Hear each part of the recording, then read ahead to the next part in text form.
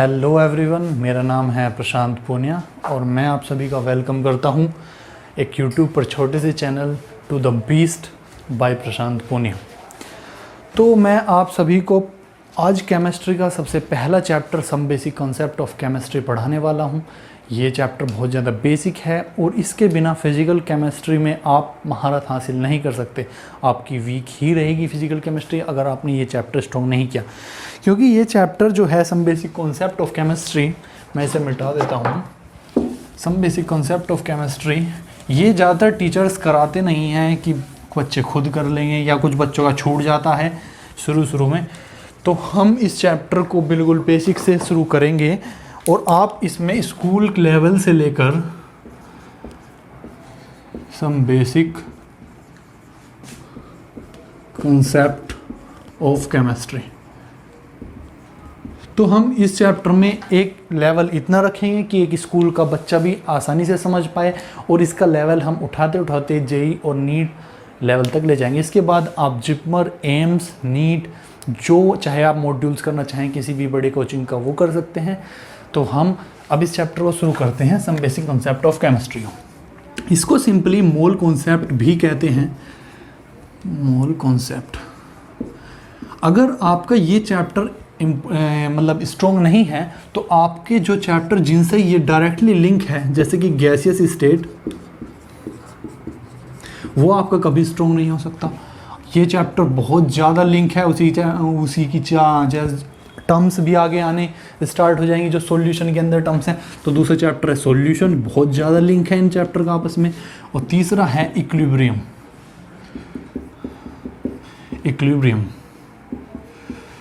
तो ये चैप्टर आपके बेकार हो जाएंगे, इनको आप समझ नहीं पाएंगे आसानी से अगर आपने ये चैप्टर कंप्लीट नहीं किया, some basic concept of chemistry. तो हम शुरू करते हैं। इसके अंदर मोल कॉन्सेप्ट, मोल क्या है, ग्राम एटम क्या होता है, ग्राम मॉलिक्यूल, ग्राम आयन, एटम की क्या रिप्रेजेंटेशन होती है। हम इसमें सबसे पहले जो बेसिक पार्ट आता है जिसके अंदर law of multiple proportion, law of chemical combination, वो वाला पार्ट हम सबसे एंड में करेंगे, क्योंकि अभी जो चैप्टर हम शुरू कर रहे हैं आप फ्रेश माइंड से बैठे हैं, वो लेस इंपॉर्टेंट पार्ट है, वो क्वेश्चन डायरेक्ट नहीं आता। ये CPMT टाइप के जब पेपर होते थे तब ये क्वेश्चन पूछे जाते थे, लेकिन आजकल नीट और IIT मेंस वगैरह का जो पैटर्न है उसमें वो पार्ट आता है जो मैं आप शुरू में आपको कराने वाला हूँ। ठीक है, तो हम शुरू करेंगे सबसे पहले मोल से। मोल क्या है? देखिए, अगर आपसे मैं पूछूं एक दर्जन क्या होता है तो आप सीधे सीधे जवाब देंगे कि मैं एक दर्जन में मुझे 12 चीज़ें मिलती हैं। आप कहते हैं एक दर्जन केले दे दीजिए, दुकान वाला आपको 12 केले दे देता है। तो एक दर्जन का मतलब सिर्फ केले ही नहीं, कुछ भी चीज़ जो 12 है, अकाउंट एक नंबर में 12 है। अगर आप मेज़ की दुकान पर जाएं, उससे कहे कि मुझे एक दर्जन टेबल दे दीजिए तो वो 12 टेबल देगा आपको। तो दर्जन का सिंपली मतलब है 12 चीज़ें। तो ये मोल जो है सिमिलर टू डजन, मतलब जैसे कि एक डजन में होते हैं आपकी 12 आइटम्स या एंटिटीज, कुछ भी 12 चीज़ें। उसी तरह मोल के अंदर 1 मोल के अंदर होती हैं 6.022 इंटू 10⁻23 आइटम्स। तो इतने, अगर देखिए काफ़ी बड़ा नंबर है 10⁻23, समझ रहे हो आप। कुछ बच्चों को इस चीज़ में भी प्रॉब्लम होती है कि जैसे 1 इंटू 10⁻10 लिख दूँ मैं, और दूसरा है अगर 100 लिख दूँ। कुछ बच्चे कहते हैं ये बड़ा नंबर है, जबकि इससे बहुत ज़्यादा बड़ा नंबर है। एक के बाद ऐसे 10 जीरो लगाएंगे, जब ये नंबर है तो 100 ही है। तो कुछ बच्चों को काफ़ी प्रॉब्लम होती है, खासकर बायो वालों को। तो मैंने आपको बेसिक चीज़ बताई है काफ़ी। तो ये 10⁻23 मतलब अगर इतनी चीज़ें किसी भी चीज़ की हैं तो वो आप एक मोल कह सकते हैं। जैसे कि आपको मैं बता दूँ, एक मार्कर का जो कैप है, ये इसके अंदर अगर मैं एटम्स गिनने शुरू करूं तो इसके अंदर अनगिनत एटम्स होंगे। और अगर इसके अंदर एटम्स बाय चांस कि इतने ही हुए, कितने 6.022 इंटू 10⁻23, तो मैं कहूँगा इसके अंदर एक मोल एटम है। सीधी बात, एक मोल एटम मतलब इतनी चीज़ कुछ भी हो सकती है। यहाँ पे आइटम से क्या मतलब है? आइटम्स या एंटिटीज़ ये हो सकती है आपके नंबर ऑफ एटम्स, कुछ भी होता है, एटम्स हो सकता है, मॉलिक्यूल हो सकता है, ये हो सकता है आपका आयन, ये हो सकता है आपका इलेक्ट्रॉन, ये हो सकता है प्रोटॉन, और कुछ भी हो सकता है जैसे क्वेश्चन में पूछा गया है। ठीक बात। तो मोल सीधी एक काउंटिंग नंबर है, बस इतनी चीज़ कुछ भी है तो आपके पास एक मोल है। आपके पास इतनी मान लीजिए पेंसिल है, इतनी तो बहुत सारी हैं, इतनी मान लो पेंसिल हैं तो आपके पास एक मोल पेंसिल्स हैं। बिल्कुल सही बात। ठीक है। It is a counting number, बिल्कुल सही बात, काउंटिंग ही है, इतनी आइटम तो एक मोल है आपके पास। ये टर्म जो मोल है, टर्म मोल, ये दी थी ओस्टवर्ल्ड ने। ओस्टवर्ल्ड एक साइंटिस्ट हैं, आगे चलकर आप पढ़ोगे ओस्टवर्ल्ड, लॉ ऑफ डाइल्यूशन वगैरह। 1896 में इन्होंने ये टर्म दी, ओस्टवर्ल्ड ने, साइंटिस्ट ने। ठीक है। एक्चुअली ये जो है मोल, इट इज़ अ, ये क्या ऐसा यूनिट है, ऐसा unit which tells the amount of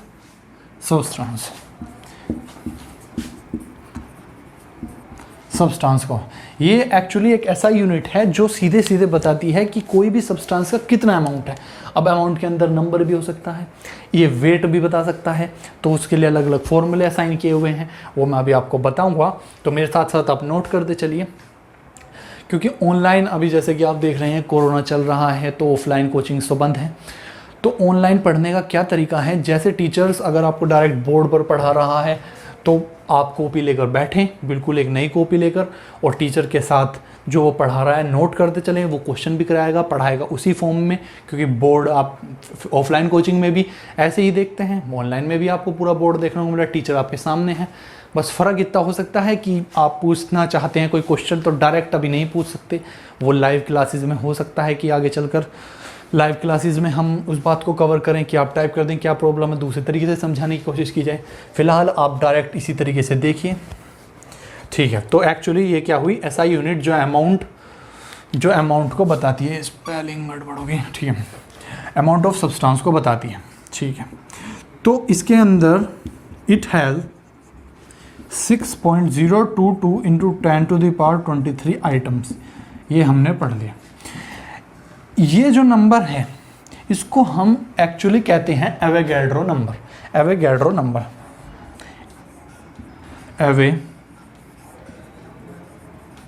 Avogadro number, इसको रिप्रेजेंट किया जाता है Na से। एवोगैड्रो नंबर क्या है, कोई भी, मतलब एवोगैड्रो नंबर है 6 × 10⁻23, कोई भी, बस ये नंबर है जो 6 × 10⁻23 आइटम्स को रिप्रेजेंट कर रहा है। मतलब कुछ भी चीज़ हो सकती है, ये नंबर है सिर्फ। यार तू क्यों आ गया तेरे तो होगी गड़बड़। तो अब हमने ये चीज़ें तो पढ़ ली अपने समझने के लिए क्या क्या चीज़ें हैं मोल्स में, लेकिन इसकी जो बेसिक डेफिनेशन है, जो एक स्टैंडर्ड डेफिनेशन है, वो क्या है? Standard definition, it can be defined as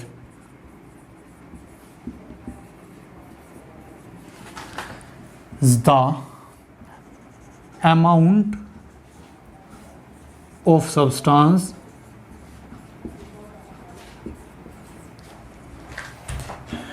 that contain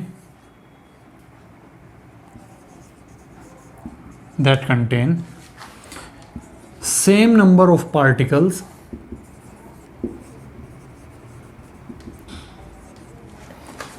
which are equal to as present in 12 gram of carbon 12 isotope।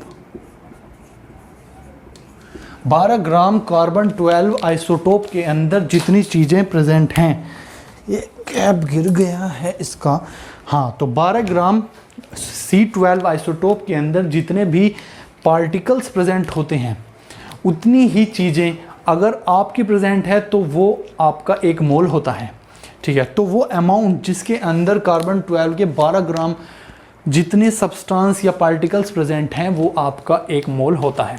बिल्कुल सही बात, ये एक स्टैंडर्ड डेफिनेशन है, लेकिन ये बात समझ नहीं आ रही है C12 क्या है और ये आइसोटोप क्या होता है। C12 और आइसोटोप क्या है, ठीक है। अगर आपको ये समझना है पहले C12 क्या है, ये 13 क्यों नहीं है और ये कार्बन ही क्यों ले रखा है हमने और कुछ क्यों नहीं ले रखा है, ठीक है। कार्बन 12 लेने का सीधा सीधा कारण है C12 टेकन एज रेफरेंस, इसको रेफरेंस की तरह क्यों लिया, बिकॉज इट इज स्टेबल, क्योंकि ये स्टेबल है। जैसे कि आप पढ़ेंगे आगे चलकर, बहुत सारे एलिमेंट्स होते हैं पीरियोडिक टेबल में, बहुत सारे आपने नीचे देखे होंगे। पीरियोडिक टेबल 11th क्लास का तीसरा चैप्टर है, उसमें हम सब टेबल भी पढ़ेंगे, उनको याद करने के तरीके भी पढ़ेंगे, ठीक है। तो हम उसमें देखते हैं नीचे जो होते हैं वो रेडियो एक्टिव होते हैं। रेडियो एक्टिव वो टूटते रहते हैं, डिसइंटीग्रेशन डिके होता है उनका, तो जिसकी वजह से वो स्टेबल नहीं होते। लेकिन कार्बन जो 12 है वो स्टेबल है, इसीलिए हमने इसे एक रेफरेंस बनाया जो, और ये स्टेबल है, टूटता नहीं, चेंज नहीं होने का। तो ये हमने रेफरेंस बनाया इसको, तो इसीलिए हमने इसको लिया। पर ये कार्बन 12 क्या है, ये क्या है 12, देखिए इसके लिए पहले हमें टर्म पढ़नी होगी आइसोटोप, ठीक है। आइसोटोप क्या होता है, आइसोटोप होता है एटम्स जिनके अंदर in which atoms in which which have same atomic number, same atomic number but different mass number. अब सर ये एटॉमिक नंबर क्या है, ये मास नंबर क्या है, नई नई टर्म आ रही हैं सर, ये तो बिल्कुल आएंगी टर्म्स, ठीक बात है। कोई भी एटम है, अगर आप, मैं एक्स मान रहा हूँ, कोई भी atom, carbon, hydrogen, helium, lithium, beryllium, कुछ भी एटम हो सकता है। ये होता है नीचे जेड, ये एक रिप्रेजेंटेशन है एटम की, और ये होता है यहाँ पे ए लिखा हुआ, ठीक है। ये जेड क्या होता है, एक्चुअली ये जेड ही एटॉमिक नंबर को रिप्रेजेंट करता है, एटॉमिक नंबर। और ये एटॉमिक नंबर क्या है क्या atomic number, atomic number is simply atomic number is equals to सीधा सीधा नंबर ऑफ प्रोटॉन्स के इक्वल होता है, सीधा सीधा नंबर ऑफ प्रोटॉन्स के इक्वल होता है। जितने प्रोटॉन उतना एटॉमिक नंबर। हम कह रहे हैं कार्बन का 6 एटॉमिक नंबर है, तो सीधी सीधी बात इसमें 6 प्रोटॉन है, ठीक है। ये इक्वल टू होता है नंबर ऑफ इलेक्ट्रॉन के भी, if atom is neutral, atom neutral है तो वो उसके नंबर ऑफ इलेक्ट्रॉन के भी इक्वल होगा, एटॉमिक नंबर होता है, ठीक है। पर एक और चीज़ आती है, ये है मास नंबर, ए होता है मास नंबर, ये है मास नंबर। इसको सिंपली एटॉमिक वेट भी कह देते हैं, एटॉमिक वेट, मास नंबर को। मास नंबर क्या रिप्रेजेंट करता है, ये इक्वल होता है number of neutron plus proton is equals to A, और ये है आपका मास नंबर, ठीक बात है। तो Z हमने पढ़ा नंबर ऑफ प्रोटॉन के इक्वल, और जो A होता है मास नंबर वो होता है न्यूट्रॉन प्लस प्रोटॉन के इक्वल मास नंबर, ठीक है। अब हम देखते हैं ये कार्बन 12 क्या है कहानी इसकी, मैं मिटा दूं, आप अच्छी तरीके से नोट कर लीजिए, ये शायद लेक्चर टेक्स्ट की वजह से ये देखिए, नोट कर लीजिए, दिख रहा है आपको, ठीक है। स्नैपशॉट लेना हो जिसको स्नैपशॉट ले लीजिए, मेरे साथ साथ नोट कर दे, चलिए ठीक है। मैं इसे मिटा रहा हूँ,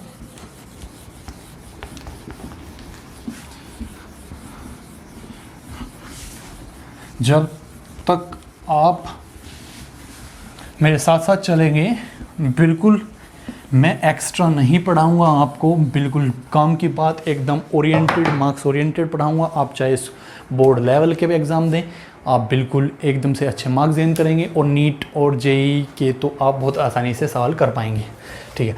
मैंने आपको बात की कि ये आइसोटोप क्या है, ये हमने रिप्रेजेंट कर लिया था ZA, ठीक है। अब हम कार्बन को देख रहे हैं, कार्बन, हम इसके आइसोटोप की बात कर रहे हैं। देखिए कार्बन के होते हैं 3 आइसोटोप, एक होता है कार्बन, क्या कार्बन 6 इसका एटॉमिक नंबर होता है और 12 इसका मास नंबर है। दूसरा है आइसोटोप इसका 6 एटॉमिक नंबर है लेकिन 13। मैंने कहा था आइसोटोप वो होते हैं जिनका एटॉमिक नंबर तो सेम होता है, 6 ही है एटॉमिक नंबर इसका भी, लेकिन मास नंबर अलग है। मास इसका 12 है मास नंबर, उसका मास नंबर है 13। वो तीसरी इसकी जो फॉर्म है वो है कार्बन 14 6। ठीक बात है। इसका क्या मतलब, इसके अंदर प्रोटॉन है 6, इसके भी अंदर प्रोटॉन है 6, इसके भी अंदर प्रोटॉन है 6। बिल्कुल सही बात। ये होता है नंबर, मास नंबर जो है number of neutron plus proton equals to 12, जैसे कि दिख रहा है हमें। तो प्रोटॉन तो हमें नीचे से पता चल गए 6, तो न्यूट्रॉन कितने आए, 12 में से 6 गए, 6 ही आए। इस वाले केस में देखें तो n प्लस पी है 13, तो प्रोटॉन तो हैं 6, तो न्यूट्रॉन कितने हैं, ये 7 हो गए। इसी तरीके से हम देखें न्यूट्रॉन प्लस प्रोटॉन, इस वाले केस में ये हैं 14, तो ये 6 है, तो ये 8 हो गया न्यूट्रॉन। तो जो हम कार्बन 12 वो वहाँ पर बात कर रहे थे, एक्चुअली यही तो कार्बन 12 है, ये कार्बन 12 है, इसलिए हम ये कार्बन 12 के आइसोटोप की बात कर रहे हैं। लेकिन इससे आप कंफ्यूज ना होना बिल्कुल भी किस चीज़ से, ये तो है आइसोटोप, एक और टर्म होती है एलोट्रोप। एलोट्रोप ये आप पी ब्लॉक में पढ़ेंगे, जैसे कि अभी आगे चैप्टर्स आएंगे आपके इनऑर्गेनिक में। एलोट्रोप में क्या, जैसे इसकी है कार्बन तो है ही, कार्बन की फॉर्म सॉरी ग्रेफाइट होती है, डायमंड होता है, और होता है C60 मतलब बकी बॉल उसे फ्लोरीन भी कहते हैं, LEREN फ्लोरीन भी कहते हैं। बिल्कुल सही बात। लेकिन अभी इसके बारे में हम नहीं पढ़ेंगे क्योंकि इससे अगले चैप्टर में अच्छी तरह से एक्सप्लेन है। तो कार्बन 12 की हमें कहानी समझ आ गई, ठीक है। तो अब मैं इसे मिटा रहा हूँ। तो अभी जो हमने पढ़ा, एक मोल के अंदर होते हैं एवोगैड्रो नंबर जितने ही तो अब हमने पढ़ लिया एटॉमिक वेट क्या होता है, एटॉमिक नंबर क्या होता है। लेकिन हमें 1 से लेकर 20 तक हमें याद होने चाहिए एटॉमिक नंबर और उनके एटॉमिक वेट। जैसे आप पढ़ते हैं हाइड्रोजन, हीलियम, लिथियम, बेरिलियम, जो पीरियोडिक टेबल है उसके अंदर जो हमने एटम्स को अरेंज किया हुआ है वो इंक्रीजिंग ऑर्डर में क्या हुआ है, किसके एटॉमिक नंबर के, ठीक है। जैसे कि मैं लिखता हूँ, ये बहुत ज़्यादा इंपॉर्टेंट है क्योंकि ये आने ही चाहिए, बल्कि 9th क्लास के बच्चों को ये आती है। लेकिन अगर किसी को नहीं आती है तो वो अभी भी याद कर ले। हाइड्रोजन, ठीक है, hydrogen, helium, lithium, beryllium, boron, carbon, nitrogen, oxygen, fluorine, neon. ये मैं हाँ लिख रहा हूँ आगे के, sodium, magnesium, aluminium, silicon, phosphorus, sulphur, chlorine, argon, potassium और कैल्शियम। एटॉमिक नंबर मैंने आपको बताया है नंबर ऑफ प्रोटॉन्स के इक्वल है, और mass number of protons plus neutron के इक्वल होता है, ठीक है। एटॉमिक नंबर तो ये अगर मैंने कहा ये इंक्रीजिंग ऑर्डर में है एटम्स अरेंज, तो इनका तो एटॉमिक नंबर सीधा ऐसे ही 5, 6, 7, 8, 9, 10, 11, 12, 13, 14, 15, 16, 17, 18, 19 और ये 20, ठीक है। अगर कोई आपसे पूछे या आपको भी पता करना हो सीधा कि किसी भी चीज़ का एटॉमिक नंबर से आपको मास नंबर पता करना हो, तो सीधा आप उस एलिमेंट का जर्नली बोल रहा हूँ मैं, हमेशा नहीं, उसका दुगना कर दीजिए। लेकिन कुछ जगह एक्सेप्शंस इसके देखने को मिलते हैं, जैसे कि आपको देखने को मिलेगा वो हाइड्रोजन में देखने को मिलेगा, बेरिलियम में देखने को मिलेगा, मतलब दुगना नहीं होता है, इसमें देखने को मिलेगा। और आपको इसमें भी और इसमें भी, इन तीन को अलग, 1 का 4, 5, 6 जो भी हैं इनको आप अलग से याद कर लीजिए। इनका वैसे बहुत इंपॉर्टेंट है, 20 तक तो आपको आने ही चाहिए, ठीक है। इनका दुगना, औरों का दुगना कर दीजिए बस, 4, 6, 10, 12, 14, 16 और इसका है 20। इसका है सोडियम का, देखिए इसका भी, सॉरी ये और है, इसका भी दुगना नहीं होता है सीधा, ये भी इम्पोर्टेंट है। मैग्नीशियम 24, 26, 28, 30, 32 और 40, ठीक है। लेकिन अब देखिए हाइड्रोजन का हो, जैसे हम बता रहे हैं दुगना होना चाहिए, लेकिन दुगना नहीं होता एक ही है, मास नंबर भी एक, एटॉमिक नंबर भी एक। बेरिलियम का दुगना होना चाहिए था 8, लेकिन होता है 9। और ऐसे ही फ्लोरीन का होना चाहिए था 18 लेकिन होता है 19, 18.98 कुछ ऐसा होता है लगभग, तो 19 होता है ऑन एन अप्रोक्स। इसका 22 होना चाहिए था, होता है 23।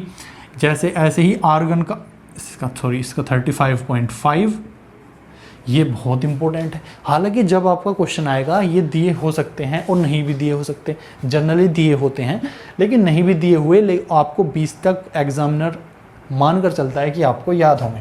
ठीक है, आर्गन का होता है 39.94 समथिंग होता है, लेकिन आप इसको 40 मानिए। देखिए दुगुना तो नहीं आ रहा, दुगने से ज़्यादा आ रहा है।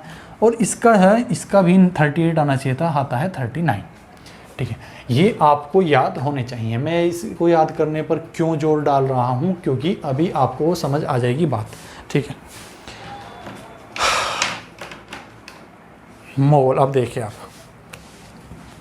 मोल, अब वो पार्ट पढ़ाने जा रहा हूँ मैं जिस पे क्वेश्चन सबसे ज़्यादा इसी पर ही आता है।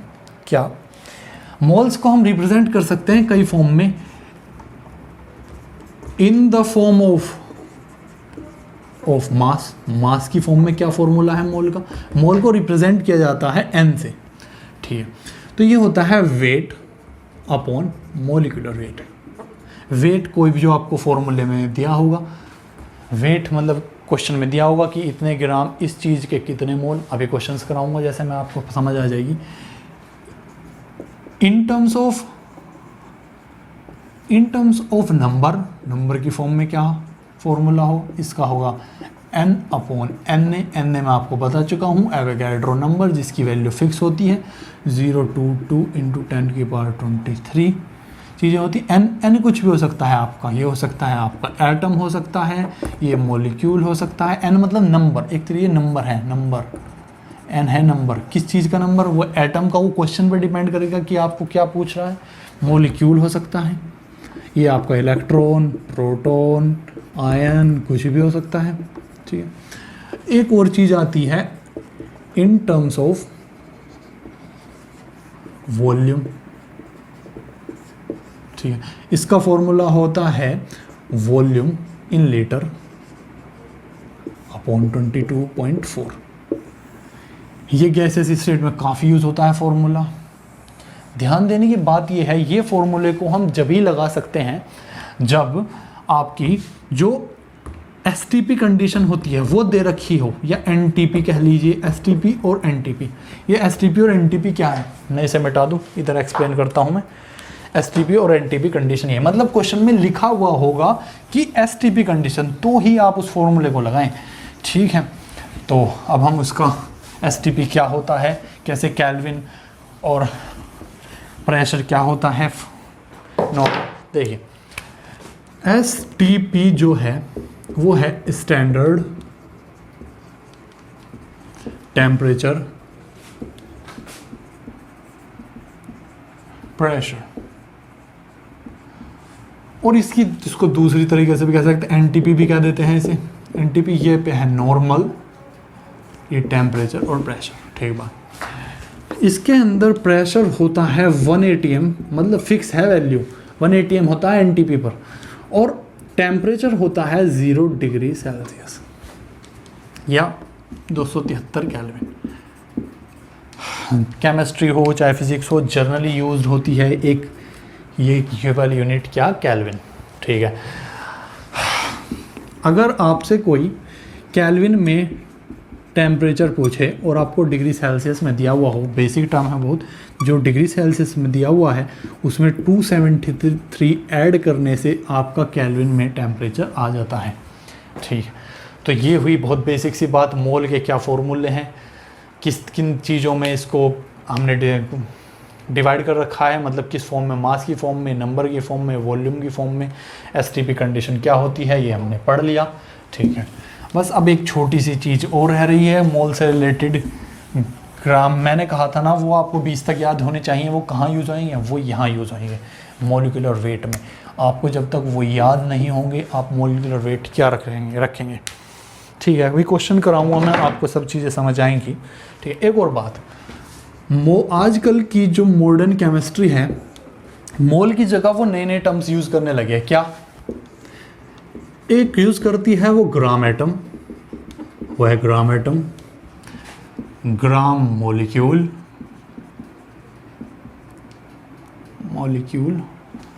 और ग्राम आयन, ग्राम आयन यूज़ करती है। ठीक बात है।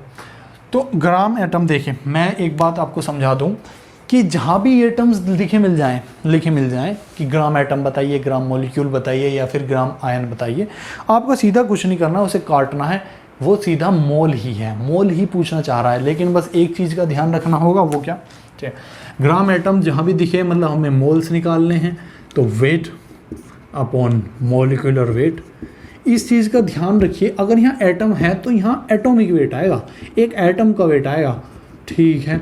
ऐसे ही इसमें वेट अपॉन मॉलिक्यूलर वेट किसका, मॉलिक्यूल का, पूरे मॉलिक्यूल का वेट आएगा। मॉलिक्यूल आपको समझ तो आता है, एटम और मॉलिक्यूल। अगर एक कार्बन है तो ये एक सीधा एटम है, हाइड्रोजन है सीधा एक एटम है, ठीक है। और अगर CH4 है तो ये जुड़े हुए हैं तो ये एक मॉलिक्यूल है, ठीक है। ऐसे ही ग्राम आयन में क्या होगा, वेट अपॉन मॉलिक्यूलर वेट, किसका मॉलिक्यूलर वेट, यहाँ पर आयन का मॉलिक्यूलर वेट लिख दीजिए आप, बिल्कुल सीधी बात है, ठीक है। तो अब मोल के फॉर्मूले क्या होते हैं और मोल ही क्या होता है, ये सब हमने बात पढ़ ली। तो ये इस पर अभी हम क्वेश्चन करेंगे। इससे पहले थोड़ा सा बेसिक और बचा हुआ है, वो है AMU क्या है, U यूनिफाइड मास, ये क्या होता है, रिलेटिव एटॉमिक वेट क्या होता है, मतलब रिलेटिव एटॉमिक मास क्या होता है, वो अब हम पढ़ने वाले हैं। बस उसके होते ही फिर हम क्वेश्चंस टाइप वैरायटी वाइज अपने स्टार्ट कर देंगे। नीट JEE जो भी जहाँ भी क्वेश्चन आए हों, अच्छे क्वेश्चंस, ठीक है। तो जैसे हमने पढ़ा था अभी, कार्बन का atomic number 6, weight mass number यानी कि एटॉमिक वेट कितना है, 12 किलोग्राम, 12 ग्राम या क्या है, एक्चुअली 12 AMU में मेनली यूज़ किया जाता है केमिस्ट्री में, होता तो ग्राम में भी है, ऐसी बात नहीं है, ठीक है। मैं समझाता हूँ क्या है AMU, क्या है ग्राम, ठीक है।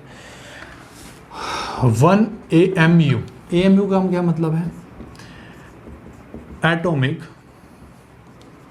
मास यूनिट, और इसको U भी कह देते हैं सीधा, ठीक है। U मतलब यूनिफाइड मास, यूनिफाइड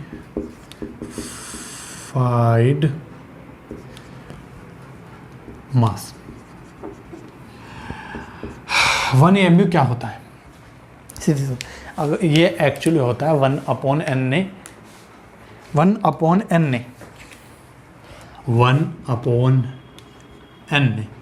NA की मैं आपको वैल्यू बता चुका हूँ, 6.022 इंटू 10⁻23, और अगर मैं इसे इससे डिवाइड कर देता हूँ तो वैल्यू आती है 1.66 इंटू 10⁻23 ग्राम। ये एक सीधा रिलेशन है ग्राम और AMU में, ठीक है, बिल्कुल सही बात, ठीक है। अब एक चीज़ और, इसका एक और फॉर्मूला है, एक और इसका रिलेशन बताता हूँ मैं। 1 AMU जो होता है, मास ऑफ, ये ग्रीन आपको दिख नहीं रहा होगा शायद, मास ऑफ 1 एटम कार्बन 12, ठीक है, मास of 1 atom of carbon 12, carbon 12 के एक एटम का वेट जितना मास होगा बाई 12, ये एक AMU का एक और रिलेशन है, ठीक बात है। हमने मास ऑफ 1 एटम ऑफ कार्बन 12, हाँ, तो इसे थोड़ा इन ग्राम्स में होता है, ठीक है, इन ग्राम में, ठीक है। और इसको हम और ज़्यादा सिंपल फॉर्म में कैसे समझ सकते हैं, सीधी बात है, क्या, जैसे हमने पढ़ा एक कार्बन मोल है, मतलब एक मोल कार्बन है, तो इसके अंदर होता है 6.022 इंटू 10⁻23, ये सबसे क्लियर है, एटम्स होंगे, ठीक बात है। तो इसके अंदर जो एक एटम है, एक एटम ऑफ कार्बन का वेट 12U होता है, U या AMU लिख दो, और एक मोल ऑफ कार्बन मतलब 1 मोल ऑफ कार्बन में होते हैं 12 ग्राम का वेट होता है, 12 ग्राम। इसका सीधी सीधी बात निकल कर ये आती है कि 6.022 इंटू 10 की पावर 23 एटम्स ऑफ कार्बन में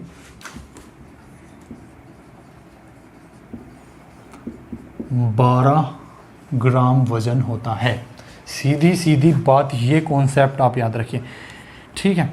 कार्बन यहाँ लिख देता हूँ, कार्बन का अगर लिखा है 12U तो मतलब this is weight of 1 carbon atom. और अगर कहीं आपको लिखा हुआ 12 ग्राम लिखा दिख जाए तो इसका मतलब है weight of 1 mole of carbon, यानी कि उसके अंदर 6.022 इंटू 10 की पावर 23 एटम्स की बात हो रही है, जिसके अंदर 12 ग्राम वजन है। तो AMU और ग्राम की कहानी और उसका क्या रिलेशन है, इसकी क्या सिग्निफिकेंस, ये दिख रहा होगा आपको, मैं इधर साइड कर देता हूँ, नहीं दिख रहा होगा, ठीक है, आप नोट कर लीजिए, ठीक है। बस अब एक और टर्म रह गई है, रिलेटिव एटॉमिक मास। ये क्या होता है रिलेटिव एटॉमिक मास? इस पर एक IIT में क्वेश्चन भी आया हुआ है, अच्छा सा क्वेश्चन कराऊंगा, लेकिन जब तक आप कुछ बेसिक ही नहीं सीखेंगे तो एकदम से क्वेश्चन नहीं कर पाएंगे। आपको बेसिक सीखना ज़रूरी था।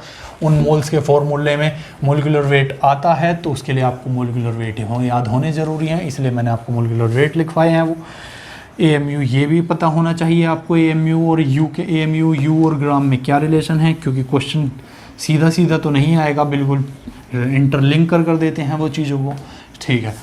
अब आती है बस एक और टर्म जो बची, फिर हम अपना क्वेश्चंस की तरफ प्रोसीड कर जाएंगे, वो होती है relative atomic mass. Relative atomic mass, इसके अंदर क्या है, ये हमें क्या बताती है? It tells that the given element, given atom is how much heavier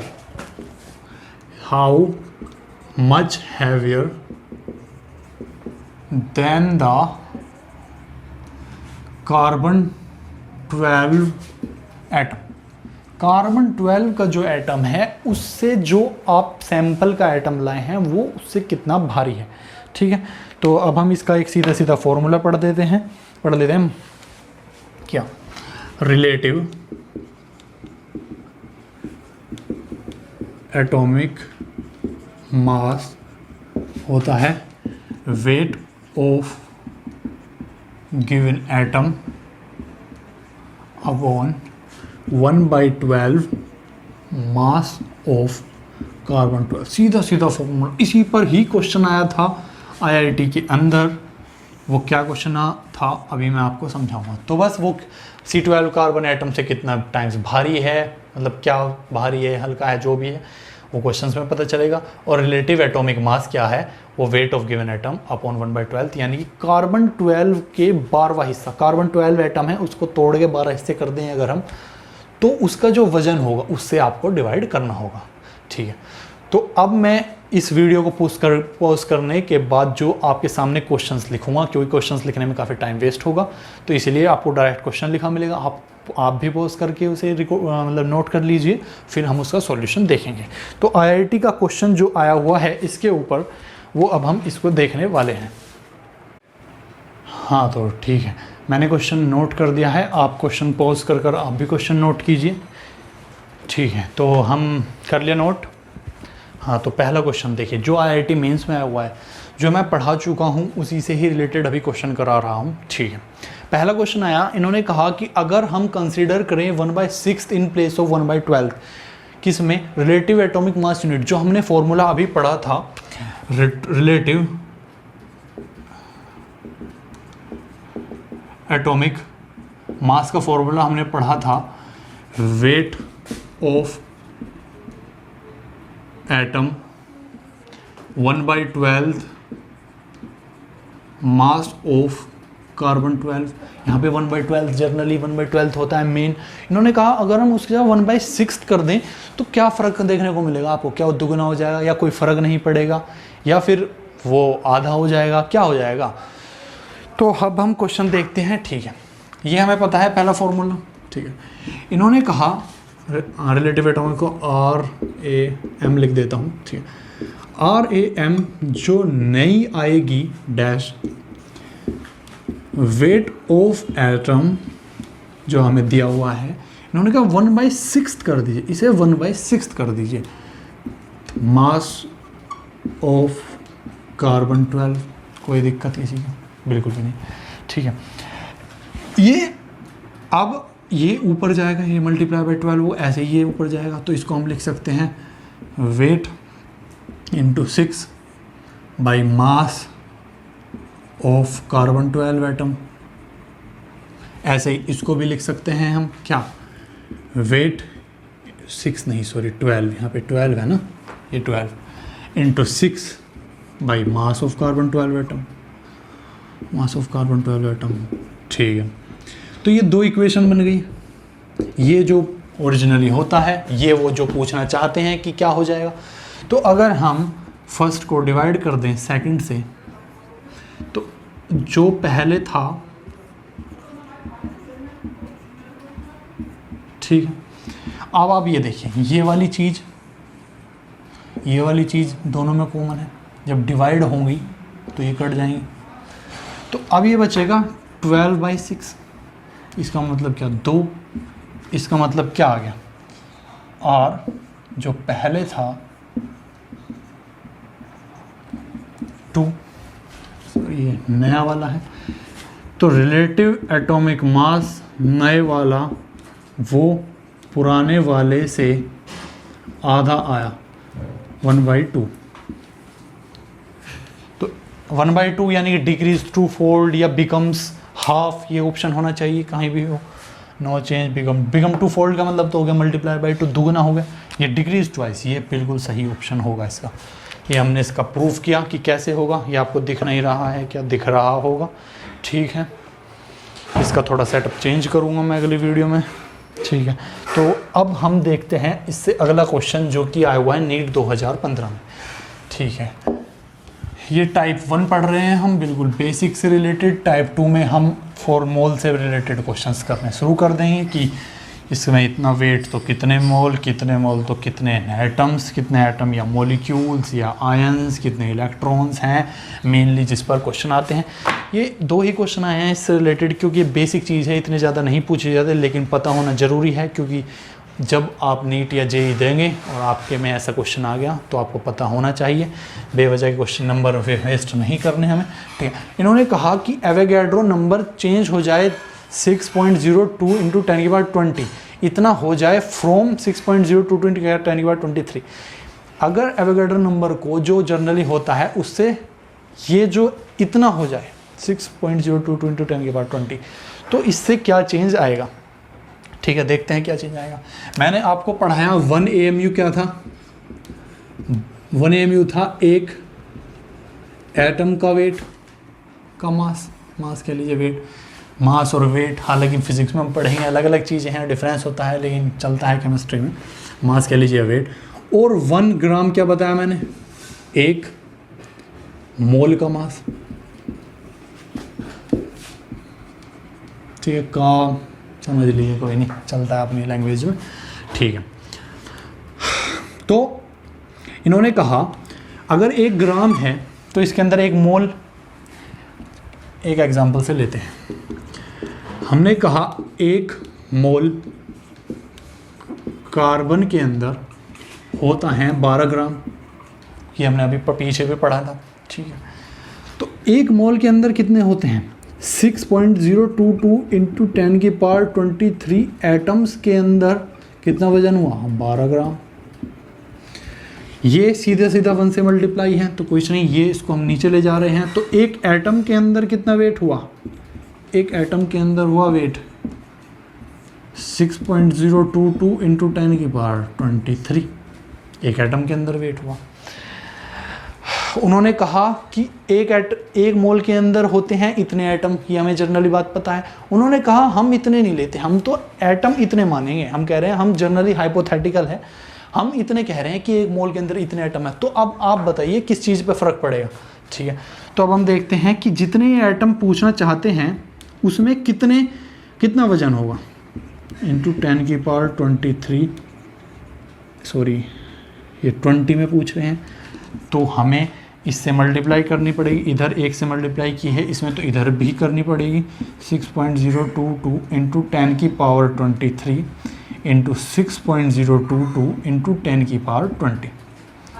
ठीक है, ये कट गया, ये कट गया तो 10 की पावर -3 आ गया। तो इस तरीके से आ गया 12 इंटू 10 की पावर -3 जो है 0.012 ग्राम। यानी कि इसने तो मास ही बदल दिया। पहले जो एक मोल के अंदर 12 ग्राम होता था और एटम इतने होते थे, उन्होंने कहा अगर हम एटम इतने ना लेकर इतने लें तो कितना वजन चेंज आएगा मास में। तो देखिए आप कितना कम हो गया वजन। तो अब कुछ मास से रिलेटेड क्वेश्चन होगा, तो this would change mass of 1 mole of gram. बिल्कुल सही, एक मास का जितना मोल होता है उसका वो चेंज कर दिया इसने, बिल्कुल कम, 10 की पावर -3 1000 गुना कम कर दिया। तो पहला ऑप्शन इसका बिल्कुल सही होता है। अब हम बात कर रहे हैं दूसरे टाइप की, जिसके अंदर है मोल्स रिलेटेड। टाइप 2 होगी मोल्स रिलेटेड। ठीक है, तो अब मैं क्वेश्चन लिख देता हूँ वीडियो पॉज कर।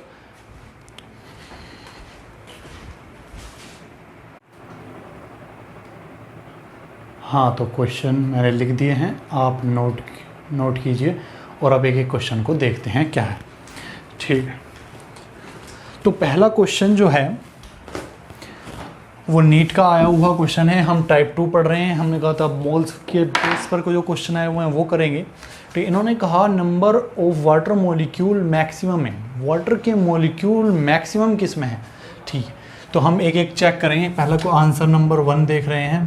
ठीक है, इसके पहले ऑप्शन को देखते हैं। इन्होंने कहा 18 ग्राम ऑफ वाटर, 18 ग्राम, 80 नहीं है 1.8, ध्यान देने की बात है, ये ऐसी कैलकुलेशन मिस्टेक हो जाती है, ऑफ वाटर। ठीक है, और इन्होंने हमसे पूछा वाटर मॉलिक्यूल। ठीक, और यहाँ पर दे रखा है ग्राम। तो मैंने आपको 3 फॉर्मूले लिखवाए हैं, इस बातों को ध्यान देना। वेट अपॉन मॉलिक्यूलर वेट, मोल का ही मैंने दूसरा फॉर्मूला लिखवाया है क्या, N अपॉन Na, और तीसरा फॉर्मूला लिखवाया है मैंने वॉल्यूम अपॉन 22.4, और ये लीटर में होना चाहिए, और ये STP कंडीशन है। इन 3 फॉर्मूलों को गांठ बांध लेना, बिल्कुल अच्छे स्ट्रॉन्ग से याद होने चाहिए, क्योंकि सभी क्वेश्चन करवा देंगे ये फॉर्मूले। ठीक है, इन्होंने कहा 18 ग्राम ऑफ वाटर में, और इन्होंने पूछा है कि मॉलिक्यूल किस में ज़्यादा है। मॉलिक्यूल्स यानी कि नंबर ये पूछना चाहता है वो। ठीक है, दे रखिए इस फॉर्म में, तो जाहिर सी बात है अब हम क्या करेंगे। तो इन्होंने वाटर भी लिखा हुआ है, वाटर यानी H2O। ठीक है, ये दे रखा है, ये हमें पता है। कैसे पता है, क्योंकि H2O मैंने आपको याद करवाए थे, अभी याद करवाए थे। मॉलिक्यूलर वेट क्यों याद करवाए थे, वो इसलिए ही तो याद कराए थे। ठीक है, तो अब हम सबसे पहले हमें फॉर्मूला याद आना चाहिए दिमाग में, क्योंकि ग्राम की बात हो रही है, तो मोल का वो फॉर्मूला जिसमें मास की बात होती है, यानी कि वेट अपॉन गिवन वेट नहीं, molecular weight, sorry, molecular weight. ठीक है, इन्होंने कहा 1.8 ग्राम, और पानी, यहाँ पे पानी की बात हो रही है, वाटर लिखा हुआ है, तो 2 मॉलिक्यूल हैं H के, और ऑक्सीजन का होता है 16, तो हुआ इसका 18, ये 18 तो बचा, यानी कि 0.1 मोल आ गए। अब मोल 0.1 आ गए, 0.1, तो अब हमें जाना है नंबर वाली चीज़ पर, तो हम फॉर्मूला दिमाग में आना चाहिए नंबर वाला, तो N अपॉन Na, तो इसका मतलब N यहाँ से आ गया 0.1 Na आपको याद ही होगा, 6.022 इंटू 10 की पावर 23। ठीक है, पहली वाली इक्वेशन के इतने हैं, पहले वाले मतलब ऑप्शन के।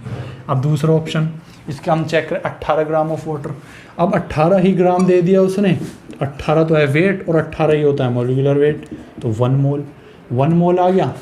तो हम अब फॉर्मूला यूज़ करेंगे N अपॉन Na, तो N आ गया, N इंटू एन ए और n है 1 इंटू एन ए, तो इससे तो ज़्यादा है, ये 0.1 एन ए है, ये एन ए है, तो ये तो बिल्कुल भी नहीं होने का ज़्यादा।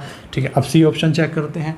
इसने कहा 18 मोल, यानी कि n ही 18 है, और अगर n 18 है तो n अपॉन n ए आ गया, तो इसका मतलब n is equals to 18 into N A, यह तो इससे भी ज़्यादा हो गया। ठीक बात। अब है आपका डी, 18 मोलिक्यूल्स, 18 मोलिक्यूल्स यानी कि n, इसने तो डायरेक्ट ही 18 दे दिया, ये तो सबसे ही कम हो गया, क्योंकि अगर 0.1 n भी है तो 6.022 इंटू 10 की पावर 23 से पॉइंट जब हटाएंगे तो 22 रह जाएगा, तो बहुत बड़ी वैल्यू है पॉइंट के बाद, मतलब 22 10 की पावर 22 है, लेकिन यहाँ पे तो 18, ये तो सबसे कम, तो उन्होंने पूछी है सबसे ज़्यादा किस में होंगे, तो सीधी सीधी दिख रहा है हमें 18, तो इसका आंसर सी होगा, बिल्कुल सही आंसर सी। दूसरा क्वेश्चन, इसको मिटा दें। इन फॉर्मूले बार बार इस्तेमाल होंगे, सभी चैप्टरों में इस्तेमाल होंगे, सबसे इम्पोर्टेंट अगर फॉर्मूले की बात की जाए इस चैप्टर में, और आगे भी चलते जाएंगे ये क्वेश्चंस, ये फॉर्मूले, तो ये ही क्वेश्चन, यही फॉर्मूले ज़्यादा इंपॉर्टेंट है। ठीक है, अब आती है बात, the number of atoms in 0.1 mole of a try atomic gas is, try atomic, ध्यान देने की बात है, ट्राई एटोमिक, ट्राई एटोमिक समझ आ रहा है, ट्राई एटोमिक होता है 3 एटम वाली गैस, जैसे CO2 ले लो, CO2 3 एटम है। ठीक है, अब देखते हैं पहला क्वेश्चन, तो वो नंबर ऑफ एटम देखना चाहिए, नंबर ऑफ मोल्स दिए हुए हैं, नंबर ऑफ मोल्स 0.1 उन्होंने दिए हुए हैं आपको, तो वो आपके नंबर ऑफ एटम्स जानना चाहते हैं, तो n is equals to n upon N A, तो यहाँ पर n is equals to n into N A, और यहाँ पे इन्होंने 0.1 एन ए, इसका आ गया पहले ऑप्शन में इतने नंबर ऑफ क्या है एटम। लेकिन ध्यान देने की बात है, इन्होंने जो मोल दिए हैं वो 0.1 मोल ऑफ ट्राइएटॉमिक गैस के दिए हैं, हम ये जो निकल कर आए हैं ये एक्चुअली मॉलिक्यूल आए हैं, क्योंकि मोल जिसके दिए हुए हैं, मोल गैस के दिए हुए हैं पूरी गैस के, तो नंबर भी मॉलिक्यूल का आएगा। लेकिन अगर हमें ये इंक, अगर हमें इसके एटम्स की बात करनी है तो हमें ये 3 से मल्टीप्लाई करना होगा, क्योंकि ट्राइएटॉमिक गैस यानी कि 3 एटम, ये तो मॉलिक्यूल्स आए हैं, ये आए हैं मॉलिक्यूल्स। एटम के लिए हमें इससे मल्टीप्लाई करनी होगी। ठीक है, बी ऑप्शन, गैस के मॉलिक्यूल दिए, इन्होंने फिक्स कर रखा है। अच्छा, ये तो ऑप्शन है, तो बस हमें से ये इन्होंने हर बार चेक करने की ज़रूरत नहीं, डायरेक्ट आंसर आ जाएगा। तो 3 इंटू 0.1 इंटू 6.022 इंटू 10 की पावर 23, तो अब सीधा सीधा आ गया ये 10 की पावर 22 हो जाएगा, पॉइंट हटा दिया इसने, और 6 से 18 पॉइंट समथिंग इंटू 10 की पावर 22 आना चाहिए इसका आंसर, और ये है ये बिल्कुल सही दूसरा ऑप्शन। यहाँ गलती क्या होती थी, गलती ये हो सकती है मिस्टेकन पॉइंट है, क्यों, क्योंकि हम सीधा सीधा जल्दी जल्दी में निकाल कर आ जाते हैं, ये आंसर लगा देते हैं हम, क्योंकि हमने ये बात का ध्यान नहीं दिया कि 0.1 जो मोल हैं वो ना एटम के नहीं, वो मॉलिक्यूल के दिए हुए हैं, तो नंबर भी मॉलिक्यूल का आएगा। अगर एटम निकालने हैं तो वो एटम 3 से मल्टीप्लाई करना होगा, यानी एटोमिसिटी, जो ट्राइएटॉमिक गैस 3 एटम है उसके अंदर, और अगर हम ये लगा देते तो आंसर ये होता, इन्होंने पहला ही ऑप्शन दे रखा है इसलिए, तो इस चीज़ों का ध्यान रखना होगा। तो दूसरे वाला क्वेश्चन भी हमारा हो गया। अब तीसरा क्वेश्चन है, ये भी नीट के आया हुआ है, इस टाइप के काफ़ी क्वेश्चन हैं, IIT में भी इस टाइप के आए हुए हैं, करवाऊंगा, और थोड़ा अच्छा लेवल है उनका। ठीक है, the maximum number of molecules is present in, ठीक है, तो 15 litre of H2 gas at STP। देखो मैंने बताया था ये वाला फॉर्मूला STP पर लगता है, STP देखते ही आपके दिमाग में फॉर्मूला आना चाहिए, तो इन्होंने नंबर ऑफ मॉलिक्यूल्स पूछा है। ठीक है, पहले ऑप्शन में चेक करते हैं, 15 लीटर, यानी कि अगर मोल्स निकालने हैं हमें, इन्होंने क्वेश्चन में पूछा है कि मॉलिक्यूल्स निकालने के लिए, यानी कि ये वाला फॉर्मूला दिमाग में, क्योंकि ये तो मास से रिलेटेड है, ये मॉलिक्यूल्स या एटम से रिलेटेड है और ये वॉल्यूम से रिलेटेड है। इन्होंने अगर मॉलिक्यूल्स पूछे हैं तो यदि ये फॉर्मूला लगेगा एंड में, पर उससे पहले हमें वॉल्यूम दे रखा है क्वेश्चन में वॉल्यूम की फॉर्म में, तो वॉल्यूम वाले फॉर्मूले यूज़ कर हमें पहले मोल्स निकालने होंगे। मोल्स की वैल्यू यहाँ रखकर हमें n निकालना होगा। सीधा सीधा दिमाग में ये बात आनी चाहिए एकदम, ठीक है। तो हमें मोल निकालने के लिए वॉल्यूम में जो दे रखा है, तो हमारा फॉर्मूला होता है वॉल्यूम लीटर STP उन्होंने कह रखा है क्वेश्चन में ही, और अपॉन 22.4 होता है। तो ये है 15, तो 15 अपॉन 22.4, ठीक है। इसे ऐसे ही छोड़ दो। अभी देखते हैं दूसरा, नहीं एक सेकेंड, इसके मोल नंबर ऑफ मॉलिक्यूल्स भी निकाल लेते हैं अभी। तो n क्या होता है, n इंटू n, उस वाले में n को इधर ले आए n, तो 15 22.4 इंटू n। मैं इसलिए यहाँ पर रोकने की बात क्यों कर रहा था, क्योंकि n तो फिक्स है, जिसके मोल ज़्यादा होंगे उसका n भी ज़्यादा होगा, ये तो फिक्स है। ये तो अगले जो ऑप्शन चेक करेंगे उसमें भी इतना ही आएगा, ठीक बात है। चलो इसके एटम्स हो गए इतने, एटम्स नहीं मॉलिक्यूल हो गए, क्योंकि उन्होंने मॉलिक्यूल्स ही दिए हैं।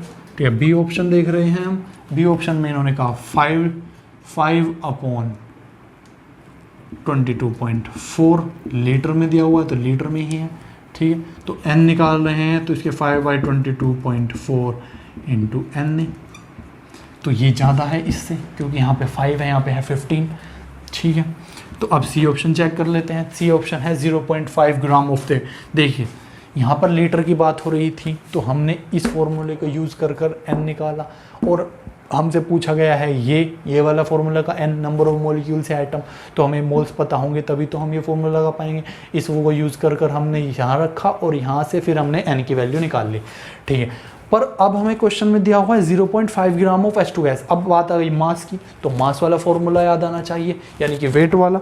वो क्या है, वो है weight upon molecular weight, n is equals to weight upon molecular weight, ठीक है। तो इसके अंदर इन्होंने बोला है कि 0.5 ग्राम है। H2 का मॉलिक्यूलर वेट कितना होगा, H का 1 होता है तो H2 का 2, 1 + 1 2, ठीक है। इतने मोल्स आ गए।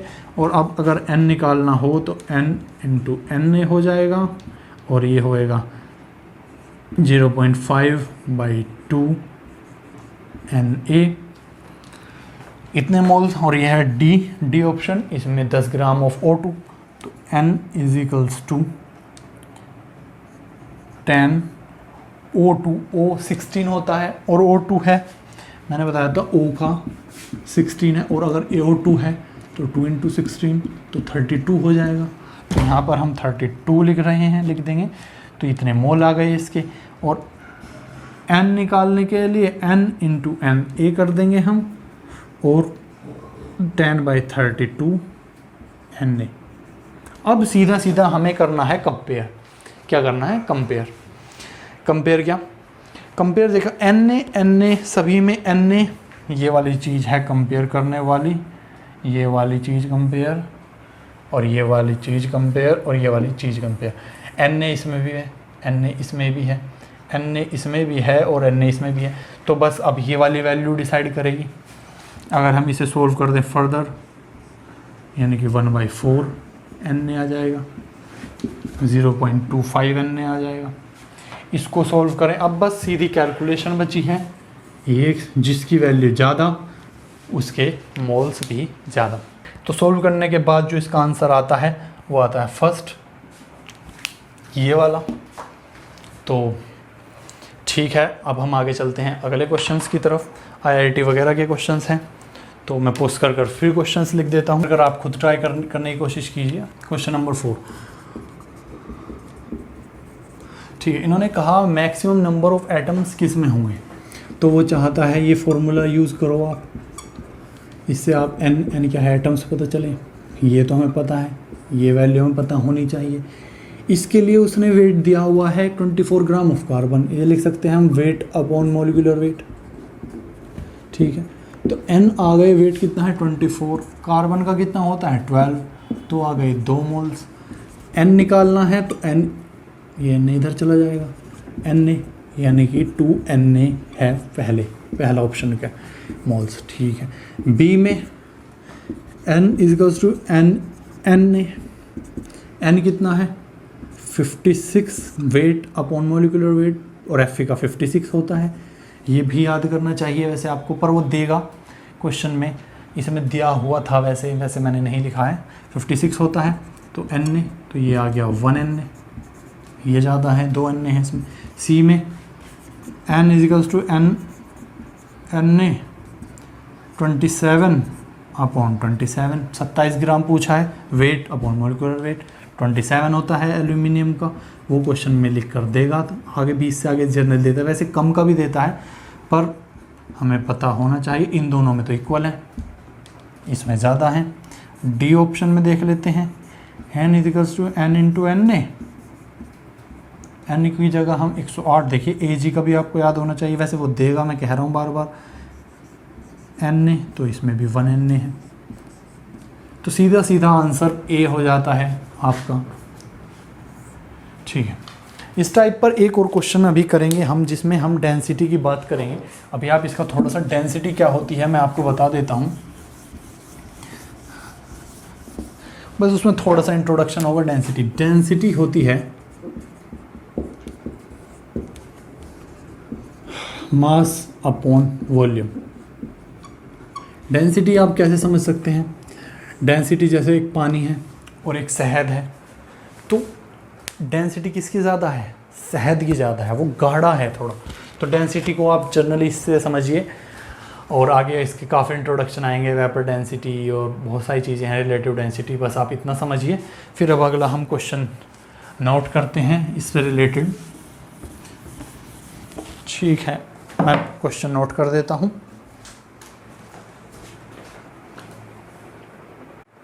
हाँ, तो क्वेश्चन नोट कर दिया है मैंने, आप करने की कोशिश कीजिए। ये थोड़ा सा इसमें डेंसिटी का इंट्रोडक्शन है कि क्या डेंसिटी। देखिए, डेंसिटी ऑफ वाटर 1 ग्राम पर मिलीलीटर, मैंने बताया था मास अपॉन वॉल्यूम, तो mass upon volume.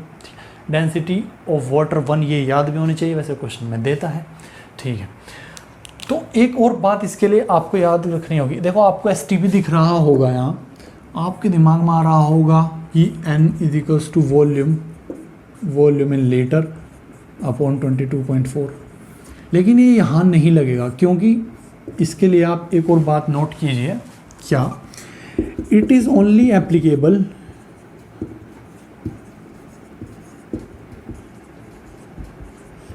For gases. Gases के लिए एप्लीकेबल है, और वहाँ पे बात हो रही है पानी, जो कि एक लिक्विड है, तो ये फॉर्मूला यहाँ पर नहीं लगेगा। इसीलिए तो ये फॉर्मूला ज़्यादातर गैसियस स्टेट वाले चैप्टर में यूज़ होता है। वैसे यूज़ तो इसमें भी है, लेकिन उसमें तो स्पेसिफिकली यूज़ होता है ये क्वेश्चन फॉर्मूला। ठीक है, तो अब हम क्या करें? तो अब हमें देखना होगा। ठीक है, तो इन्होंने डेंसिटी दी है 1 ग्राम पर मिलीलीटर। ठीक है, इसको क्या लिख सकते हैं? Weight upon volume. वॉल्यूम उन्होंने कह रखा है 1 लीटर, 1 लीटर, लेकिन इधर लीटर है, इधर मिलीलीटर है, हमें इसको लीटर में ही कन्वर्ट करना होगा। क्या होता है यहाँ देखिए, 1 लीटर में 10³ मिलीलीटर होते हैं, या 1000 लिख दीजिए इसे मिलीलीटर। तो 1 मिलीलीटर में 1 लीटर अपॉन 1000, 1 मिलीलीटर में इतने क्या होंगे? लीटर। इसकी जगह, और इसको हम ये लिख सकते हैं 10⁻³ लिख सकते हैं। तो 1 gram upon 10⁻³ litre equals to weight upon 1, ये लीटर में, ये लीटर से लीटर काट दो। तो वेट जो है, ये देखिए 10⁻³ जब ऊपर जाएगी ये हो जाती है 10⁻+3, तो 10⁻3 ये क्या ग्राम में, और ये आ गया वेट हमारे पास 1000 ग्राम। वो वाला फॉर्मूला नहीं लगा पाए तो हमें कुछ तो सोचना होगा। तो उन्होंने डेंसिटी दी, वॉल्यूम दिया, तो हमारे दिमाग में डेंसिटी का फॉर्मूला आया। फॉर्मूले में हमें वॉल्यूम पता है, डेंसिटी पता है, तो हमने मास निकाल लिया। अब मास आ गया हमारे पास, तो हम सीधा ये वाला फॉर्मूला लगा कर मोल्स निकाल सकते हैं। क्या? N equals to weight upon molecular weight, और ये है वेट कितना? 1000 ग्राम में, 1000 अपॉन मोलिकुलर वेट है 18, ये होती है 55.5। इसके मोल्स आ गए 55.5 मोल। ठीक है, तो अब ये क्वेश्चन हुआ ख़त्म। तो अब इस वाले चैप्टर में हमने पढ़ा, मतलब इस वाली वीडियो में हमने पढ़ा क्या बेसिक है इसके बारे में, मोल कॉन्सेप्ट क्या है, मोल क्या है, ग्राम मॉलिक्यूल क्या है, ग्राम एटम क्या है, मोल के क्या क्या फॉर्मूले हैं, AMU क्या है या U क्या होता है, क्या मॉलिक्यूलर वेट हैं 1 से 20 तक हमने वो पढ़े। एक बेसिक टर्म्स पढ़ी, कार्बन 12 क्या है, आइसोटोप क्या है, कार्बन या फिर किसी भी एलिमेंट को रिप्रेजेंट करने का क्या तरीका है। तो इसके हमने 2 टाइप कवर की हैं। अब हम तीसरी टाइप, और काफ़ी सारी टाइप होंगी, इससे अगली वीडियो में हम इंट्रोड्यूस करेंगे क्या मोलैरिटी, मोलैलिटी, जो खासकर बहुत ज़्यादा इस्तेमाल होगी आपके चैप्टर सॉल्यूशन के अंदर। तो अगली वीडियो के लिए आप इंतज़ार कीजिए, जल्दी आएगी दूसरी वीडियो जिसके अंदर हम आगे की बात करेंगे। फिर हमें आगे और भी बातें करनी है, क्या वो है percentage wait, W/W, W/V, strength और परसेंटेज कंपोजिशन, या फिर PPM, एम्पेरिकल फार्मूला।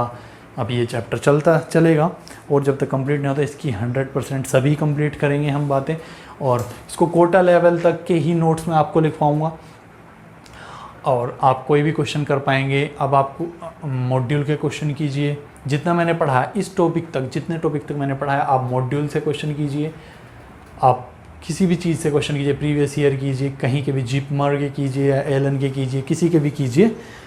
मिलते हैं अगली वीडियो में। Thank you.